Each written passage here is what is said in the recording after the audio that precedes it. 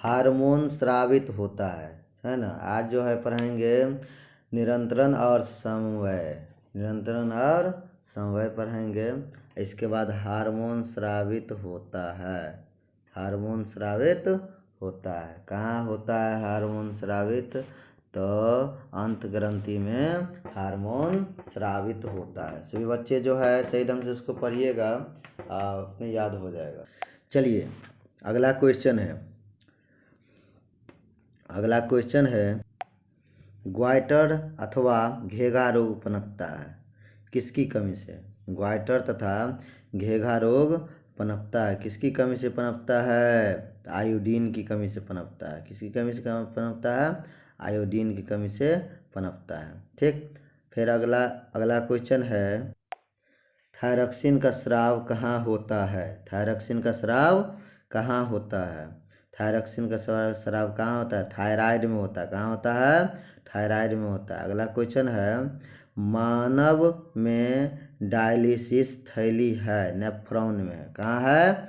Nephron में है। ठीक है, अगला क्वेश्चन है 5 नंबर, भोजन का पचना किस प्रकार की अभिक्रिया है? उपचयन प्रकार की अभिक्रिया। किस प्रकार की अभिक्रिया है? उपचयन प्रकार की अभिक्रिया है। अगला क्वेश्चन है कौन सा पादप नियंत्रण फल बेचने वालों द्वारा उपयोग किया जाता है? Ethylene, ethylene, ethylene, ethylene. कौन सा पादप?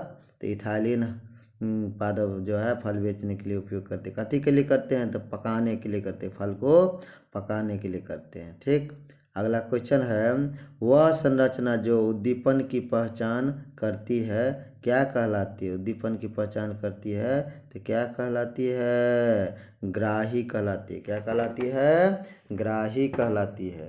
ठीक, ग्राही कहलाती है। अगला क्वेश्चन है निम्नलिखित में से कौन सी एक अंतस्रावी ग्रंथि और बाह्यस्रावी ग्रंथि दो प्रकार की होती है? अंतस्रावी ग्रंथि और बाह्यस्रावी ग्रंथि दो प्रकार की होती है। अग्नाशय में होती है। कहाँ होती है? अग्नाशय में होती है। अगला क्वेश्चन है कौन सी अंतस्रावी ग्रंथि वृक्क के दोनों ओर ऊपर स्थित होती है? दोनों ओर ऊपर स्थित होती है। दोनों ओर कहाँ होती है? ऊपर स्थित है। एंड्रिलन में कहते हैं, एंड्रिलर में दोनों ओर ऊपर स्थित होती है। कौन कहाँ होती है? एंड्रिनल। अगला क्वेश्चन है जीवों में ध्वनि ग्रहण करने के लिए संवेदी अंग है। संवेदी अंग है। जीवों में ध्वनि ग्रहण करने के लिए संवेदी अंग है। तो श्रवणग्राही, श्रवणग्राही कौन है? श्रवणग्राही, जिससे हम लोग सुनते हैं, श्रवणग्राही कहते हैं उसको, है ना। अगला जो क्वेश्चन है वृक्क के ऊपर स्थित अंतस्रावी ग्रंथि है। वृक्क के ऊपर स्थित अंतस्रावी ग्रंथि है अधिवृक्क ग्रंथि। अधिवृक्क ग्रंथि है। कौन है? अधिवृक्क ग्रंथि को अंतस्रावी ग्रंथि के ऊपर स्थित है। चलिए अगला क्वेश्चन है अधिकतर पादप निरंतरण उत्पन्न होते हैं। अधिकतर पादप निरंतरण उत्पन्न होते हैं, है ना।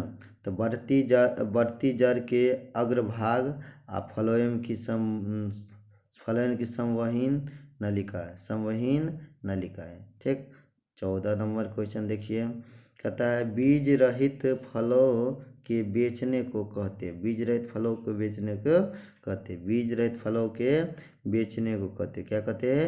बेचने को कहते हैं। अग्र प्रभाविकता, अग्र प्रभाविकता, अग्र प्रभाविकता क्या कहते हैं?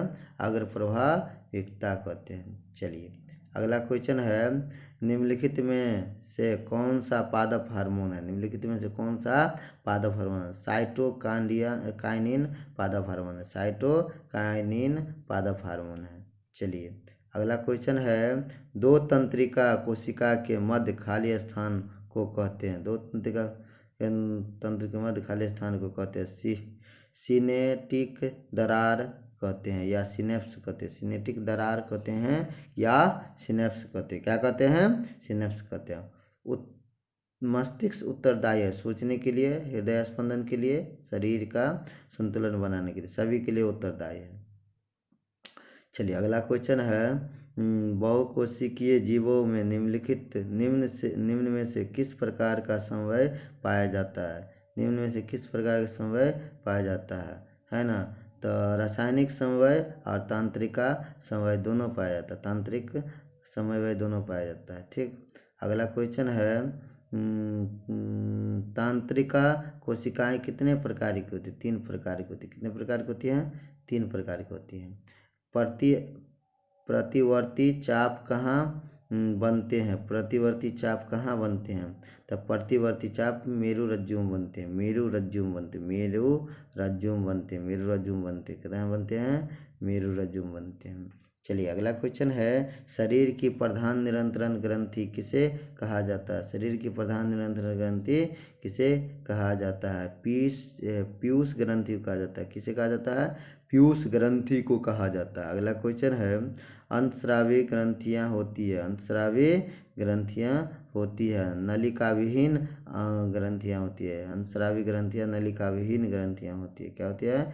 नलिका विहीन ग्रंथियाँ। थायराइड ग्रंथि की अल्पक्रिया के कारण कौन सा रोग उत्पन्न होता है? अल्पक्रिया के कारण कौन सा रोग उत्पन्न होता है? अवटु व मौता, अवटु व मौनता। दूसरा है अवटु व अल्पक्रियाता और तीसरा है मिक्सीडीमा। ये सभी रोग उत्पन्न होती है, ये सभी रोग उत्पन्न होते हैं। चलिए अगला क्वेश्चन है अग्नाशय द्वारा निम्न में से कौन सा हार्मोन स्रावित होता है? अग्नाशय द्वारा निम्न में से कौन सा हार्मोन स्रावित होता है? तो इंसुलिन और ग्लूकागॉन, इंसुलिन और ग्लूकागॉन है। अगला क्वेश्चन है पतियों का मुरझाना किस पादप हार्मोन के कारण संभव होता है? किस पादप हार्मोन के कारण संभव होता है? एजिस्विक अम्ल पादप हार्मोन के कारण संभव होता है।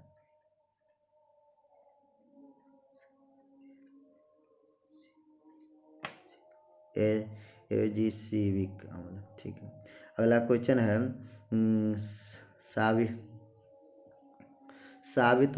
साबित होने वाले हार्मोन का समय और मात्रा किस क्रियाविधि द्वारा नियंत्रित किया जाता है? किस क्रियाविधि द्वारा नियंत्रित किया जाता है? पुनर्भरण।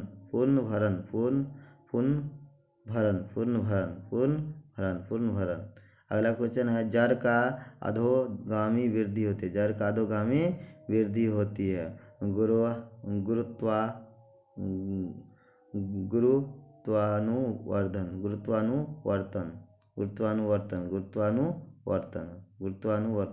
गुरुत्वानुवर्तन। चलिए पॉन्स मेंडुला और अनुमस्तिष्क, पॉन्स मेंडुला और अनुमस्तिष्क पश्च मस्तिष्क का हिस्सा। कौन मस्तिष्क का हिस्सा है? पश्च मस्तिष्क का हिस्सा, पश्च मस्तिष्क का हिस्सा। चलिए अगला है निम्नलिखित में कौन सी अनैच्छिक क्रिया नहीं है? अनैच्छिक क्रिया नहीं है। निम्नलिखित में कौन सी अनैच्छिक क्रिया नहीं है? तो चबाना अनैच्छिक क्रिया नहीं है। चबाना, कोई चीज़ को चबाते हैं ना, खाना खाते हैं ना, वो चबाना अनैच्छिक क्रिया नहीं है। अगला क्वेश्चन है अवटु ग्रंथि को थायरॉक्सिन हार्मोन बनाने के लिए क्या आवश्यक है? सोडियम आवश्यक है। क्या आवश्यक है? सोडियम आवश्यक है। क्या आवश्यक है? तो सोडियम आवश्यक है। अगला क्वेश्चन है 33 नंबर मस्तिष्क का कौन सा भाग शरीर की स्थिति तथा संतुलन का अनुसरण करता है? शरीर की स्थिति तथा संतुलन का अनुसरण करता है। अनुमस्तिष्क। कौन सा भाग? अनुमस्तिष्क। अगला क्वेश्चन है पादप हार्मोन साइटोकिनिन सहायक है। पादप हार्मोन साइटोकिनिन सहायक है। प्ररोह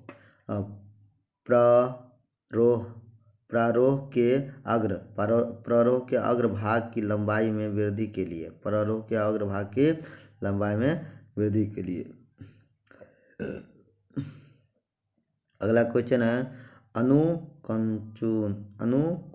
अनुकुंचन गति किस पौधे पर प्रमाणित की जाती है? गति किस पौधे पर प्रमाणित की जाती है? तो छुई मुई पौधे पर प्रमाणित की जाती है, याद रखिएगा, छुई मुई पौधे।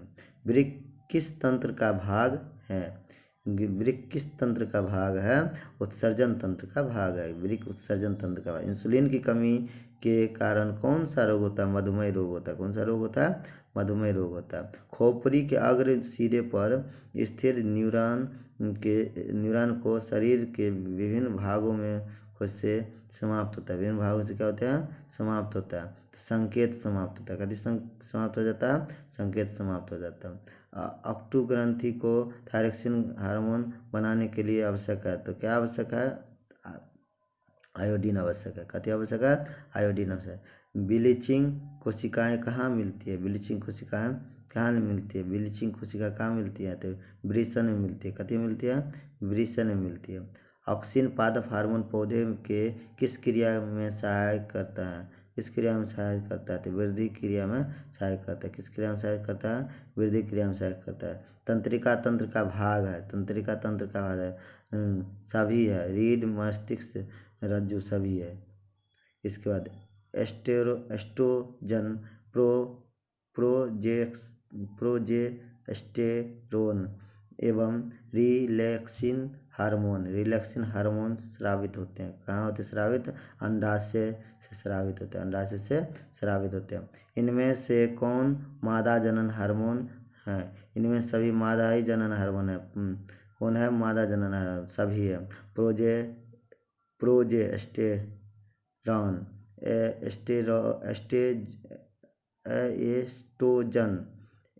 एस्ट्रोजन, एस्टेडियाल, इसके बाद इन सभी हो जाएगा। कुछ जानवर जुगाली करते हैं। कथी करने के लिए? कुछ जानवर जुगाली करते हैं, भोजन के पचने के लिए जुगाली करते हैं। भोजन को पचने के लिए जुगाली करते हैं। रुधिर दाब तथा हृदय स्पंदन किस हार्मोन के द्वारा बढ़ता है? तो एड्रीनलिन हार्मोन के द्वारा बढ़ता है। एड्रीनलिन हार्मोन के द्वारा बढ़ते हैं। एड्रीनलिन हार्मोन के द्वारा बढ़ते हैं।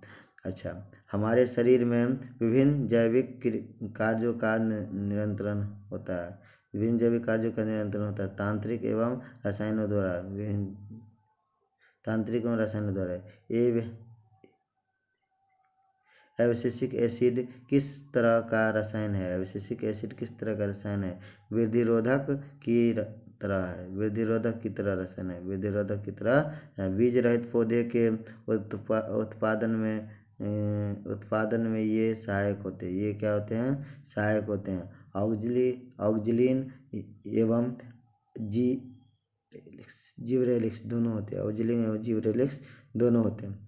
इनमें कौन फल पकाने के लिए प्रयुक्त होते हैं? कौन फल पकाने के लिए प्रयुक्त है? एथिलीन होते हैं। क्या होते हैं? सॉरी, पकाने में प्रयुक्त होते हैं। तो एथिलीन नहीं होता है, जिबरेलिक्स नहीं होता है, एथिलीन होता है। इसमें गलत दिया है, एथिलीन होता है। फल को पकाने के लिए एथिलीन की जरूरत होता है ना? बी आंसर नहीं होगा, सी आंसर होगा। ओके, आज के लिए इतना ही है। अगला वीडियो में अगला देंगे। Thank you. अगर अच्छा लगे तो शेयर और सब्सक्राइब जरूर करिए, लाइक जरूर करिए। Thank you.